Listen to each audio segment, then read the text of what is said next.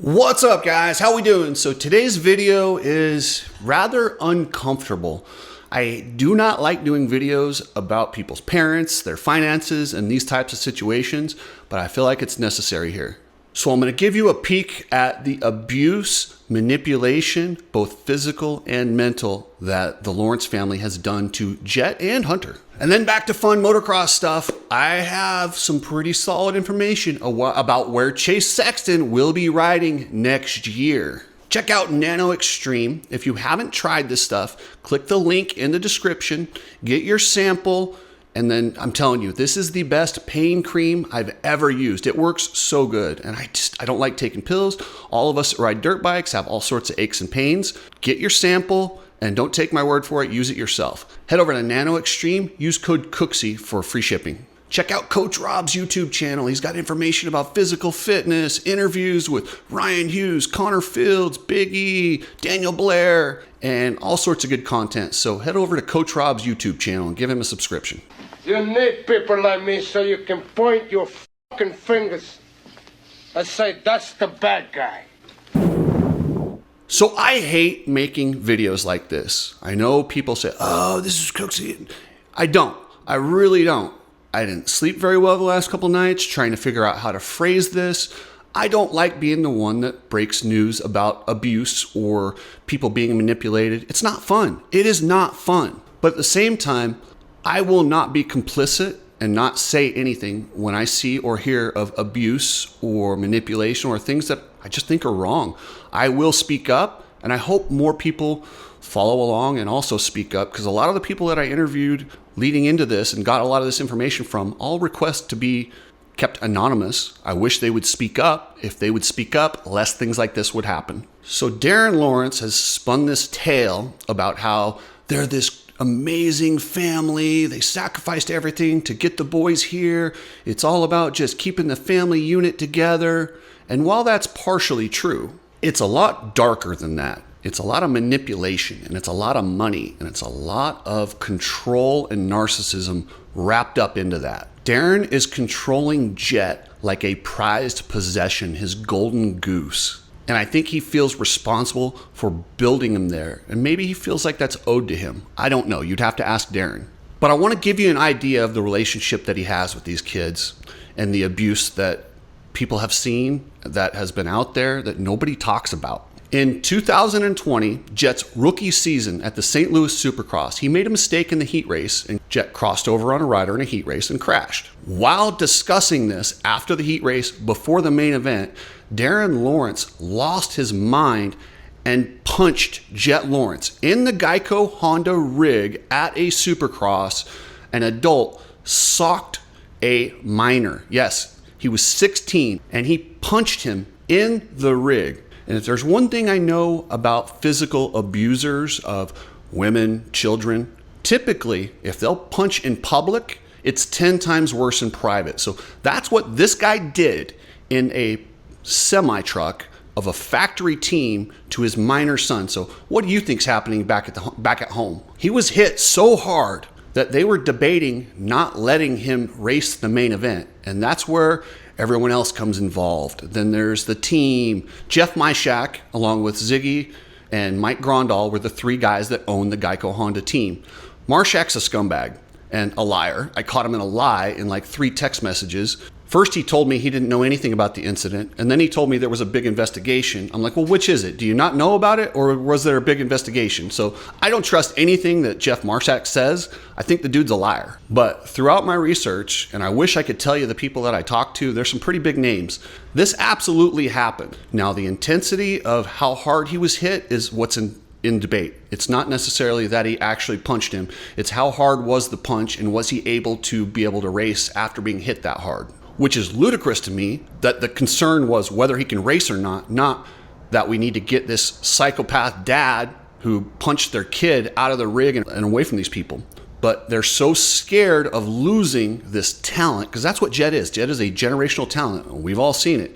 But they're so worried that if they say anything to his dad, that maybe his dad has still enough power, as you know, the kid's a minor at this time, to yank him out of their program and go sign somewhere else. So yeah, There's a lot riding on it, and there's a big reason for these guys to stay quiet. They keep their golden goose. Same reason people in Hollywood don't say anything about parents abusing children, because they need those children for their movies, and if they report the family, then they'll probably lose that children for the movies. Same theory holds true here. So I looked up what are the characteristics of parents who do this to their children, and I went with Hollywood, because Hollywood is typically, this problem's been around a lot longer and a lot bigger in Hollywood. This is a fairly new problem to us. I mean, we've seen it, but we've not seen it on this level. We've not seen it with a rider making $10 million a year, having his family control everything like Britney Spears. So here are some characteristics of the parents. Guilt tripping. Parents may say things like, we sacrificed everything for your career, making the child feel responsible for the family's well-being. Does Darren ever do that when he reminds everybody about how they skipped meals so Jet and Hunter could go race? Yeah, that is the guilt tripping. Love as a reward. Some parents condition their affection on the child's success, making them feel they must keep working to earn their parents' approval. This is 100% the case. These boys, if they have a bad race, they are shunned. If they have a good race, they're brought into the family and loved. It's a manipulation. Fear of abandonment, threatening to leave, withdraw support, or make the child feel like they will lose their family if they don't comply. I don't have any specific examples of this that I can kind of draw from, but I have to think this probably happened too. Financial exploitation, controlling finances. Since children can't legally manage their own money, parents often take control, sometimes using it for their own expenses. 100%. They have taken control of his money, and now that he's been an adult, this dude's almost 22 years old, he still has zero control of his money. They have 100% control. He is not allowed to know how much he makes. Downplaying success. Telling the child they're not making as much money as they think to justify taking a large cut. Yeah, I'm gonna go ahead and say that's probably the case. And I love how they kind of painted Jet Lawrence as wanting a Rolls Royce. And while he probably thought it was cool and wanted a Rolls Royce, Jet Lawrence didn't want a Rolls Royce. Darren wanted a Rolls Royce. Look at this picture of Jet standing by this. Does that look like somebody excited that they just got their new car? It doesn't. Now you put him next to something like what Hayden Deegan had, that sick Audi, or some kind of cool car that would actually get chicks. A Rolls Royce, not cool, man. It's cool for a guy like Darren, not for Jet. And here's a video of Darren driving his car that they pretend is Jet Lawrence's car. Hey mate, just wanted to say thank you. We're going to dinner in Dade City, which we couldn't afford to do for many, many years. And we're going to dinner in a Rolls Royce. So thank you, Mertz. You're a fucking legend. Using the child as a family breadwinner.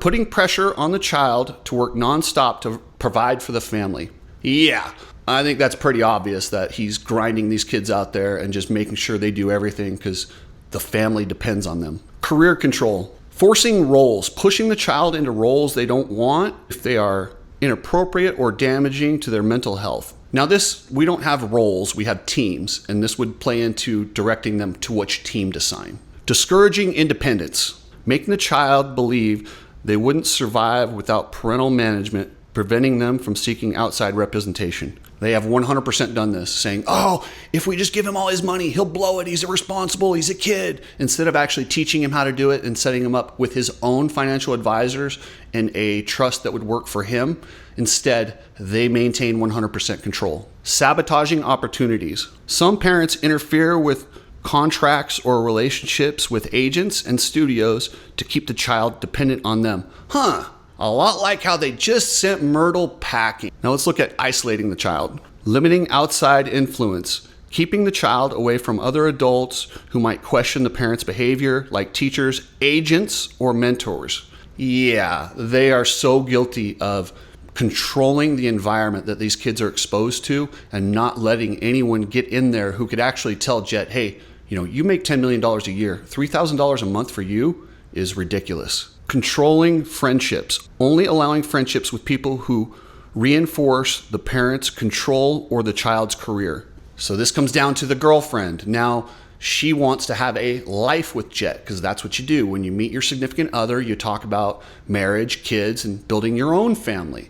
but that would mean he leaves the nest and he gets control of his own life. That is a direct threat to Darren Lawrence, and that's why they probably have done everything within their power as far as getting Hunter involved. Hunter has wished death upon her. True story. And they have done everything they could to paint her in a bad light. Psychological manipulation, creating a fear of failure, telling the child that their career is fragile and that one mistake could ruin everything. Well, I think that's actually true in our sport. One mistake can ruin everything. One injury, one thing, and it could change your whole life. So I don't know if that one really pertains. Making a child feel replaceable. Saying things like, there are a million other kids who would love your job, to make them more compliant. Of course, anytime Jet questions, oh man, I'm working so hard, I'm doing this, his parents go, do you know how many people out there would love to be able to do what you're doing? And then, then you feel like a jerk for saying, oh, I'm tired, I want some money, I want to do this. For being a regular kid or adult that wants normal things in life, they make him feel guilty. And that's part of the psychological manipulation. So with his dad having 100% control over his money, giving him $3,000 a month, it didn't really come to light. And I don't think Jet ever rocked the boat until he got his girlfriend. Once he gets his girlfriend, now, like I said, all these questions come in and then they started asking. That's where this thing started to go south, when she was involved. And that's why the parents were so against her, why Hunter was so against her. And Hunter, he's had his own battle. He's married and he had to fight his parents to get out from under their thumb, just like Jet was. But he's still pretty far underneath there. Like I said, he doesn't have near the money that Jet does. Jet's the breadwinner. You take Hunter and take Jet out of the picture, say his brother's never around. I mean, he's got a little bit better career than Justin Cooper, but not much. And Justin Cooper does great, but he's not on the level of Jet Lawrence. And like I said, I'm not painting Lucas as this complete saint. He saw this happening. He saw it and he allowed it for a long time, and he never did anything specifically. But then when he started to really see it and start to do something, they made the plan to get rid of him.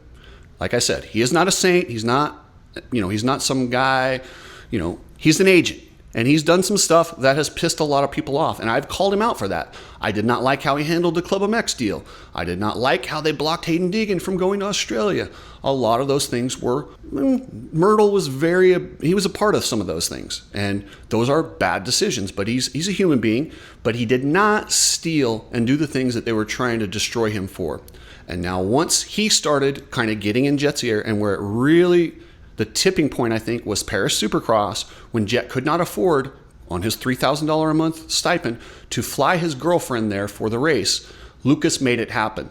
The family went nuts. He just disobeyed the narcissistic controller of the family, Darren, and it was bad. That is when this whole thing started to spin out of control, and I think that Darren realized, and this is my opinion, that Darren realized, okay, this guy knows all the secrets about what's going on. He is a clever narcissist, and he understands, okay, well, this guy, we've let this guy in on the scam. If he gets out, he could tell people. What do we do with Lucas Myrtle to keep him from talking about all this stuff? Let's destroy him. If you could accuse him of stealing, he will have to go away, and nobody will ever listen to anything he has to say if he does come out with any of the stuff that is true. Like the fact that Lucas knows that there's physical abuse, that Jet was punched in public at the Geico rig and at a Supercross race. I can only imagine if that there's no way that's the only time that's ever happened. Physical abusers don't typically just have one moment. But if Darren could publicly disgrace Lucas Myrtle enough that anything he said didn't matter, he was home free. That's all that I believe was his incentive in this whole deal. And Wasserman had their incentives and the other people around it. It was like the perfect storm. But what they didn't count on was Lucas not being a bitch and standing up for himself. I'm sure Jet won't want to watch this video, and it's probably going to make his life a little bit harder in the beginning, but this is the first step to taking his own independence and taking back his life, and I really hope he does. He needs to get control of his finances. In about 10 or 15 years, he'll look back and go, damn, you know what? That was the right move. Yeah, my dad was manipulative, but it's hard because it's your family. You have this blood bond to them. They brought you into this world. You feel like you owe them everything, and you do owe them a lot, but he has paid that back 100 times over. And all he has to do is just take care of them on a reasonable level. They don't have to have the complete control over his empire. You can still be rich and take care of your family. The parents don't deserve 100% of what you make. This is a problem in anything when you have children who are stars that bring in more money than the parents. It's something that will always arise. It's never going to go away. But at least Hollywood has kind of addressed it, and they try and put some laws in where the parents have to put a certain amount aside for the kid when they're an adult.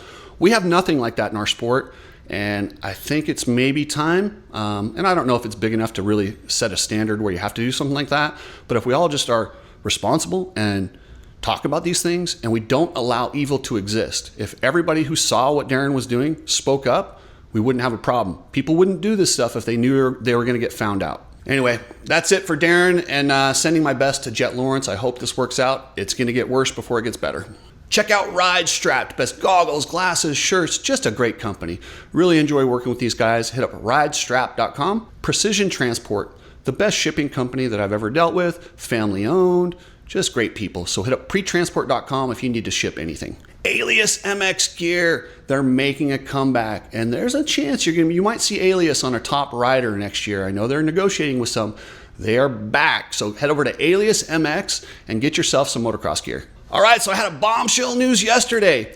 Chase Sexton is leaving KTM and going to Kawasaki. So I was told it's not a done deal, but it's really, really close to being done. KTM is now out. Chase wants to ride the Kawasaki, and he has told his agents as much. I want to go that direction. I think it's a smart move to get away from the KTM program. While I think the KTM program will be fine, I do think they're going to have some issues with the new ownership coming in.